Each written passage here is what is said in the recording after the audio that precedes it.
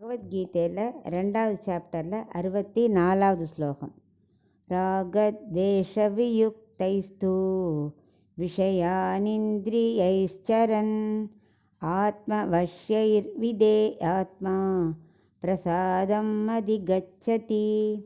இப்போ இதுக்குள்ள அர்த்தத்தை பார்க்கலாம். 62 63 பகவானோட திருமேனியில் புலன்களை வைக்காட்டா என்ன நடக்கும்னு சொன்னார் இல்லையா? ஸோ இப்போ பகவான்கிட்ட வைக்கணுங்கிறதுக்குள்ள அர்த்தத்தை சொல்ல, வச்சவனுக்கு என்ன நடக்கும் அப்படி சொல்கிறார். பகவானை நினைக்கிறவனுக்கு, அவரை பற்றியே தியானம் செய்கிறவனுக்கு ரஜோகுணம் தமோ குணம் கட்டுப்பட்டுரும். அது ரெண்டும் போயிடுத்துனா என்ன ஆகும்? சத்வகுணம் வளரும்.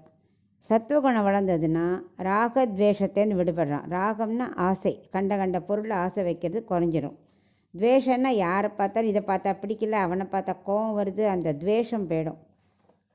இந்த 2 குணங்களும் அழிஞ்சு போயிடும். இதுதான் முதல் படி. பகவானை நினச்சாலே இதெல்லாம் வரும், ஆனால் அதுவே ரொம்ப கஷ்டங்கிறார் பகவான். சத்வகுணம் என்னென்னா, முதல்ல யாரை பார்த்தாலும் நமக்கு நேர்மையாக பார்க்க தோணும். இவனை பார்த்தா ஏன் இவன் இப்படி இருக்கான், அது மாதிரி ஒரு வெறுப்பு வராது. ஸோ நேர்மையான தன்மை வளரும். எல்லாரும் சமம், எல்லா ஆத்மாவும் ஒன்று தானே அப்படிங்கிற எண்ணம் தோன்றும். அப்படி வந்ததுன்னா, சத்வகுணம் வளர்ந்ததுன்னா என்னாகும்? இந்திரியங்கள் கட்டுப்பட்டுரும். இந்திரியங்கள் கட்டுப்பட்டனா என்னாகும்? மனசு மற்ற விஷயத்தில் போகாது. ஆட்டோமேட்டிக்காக மனசும் என்ன பண்ணும்? தெளிவடைஞ்சு நம்மளோட கட்டுக்குள்ளே வந்துடும்.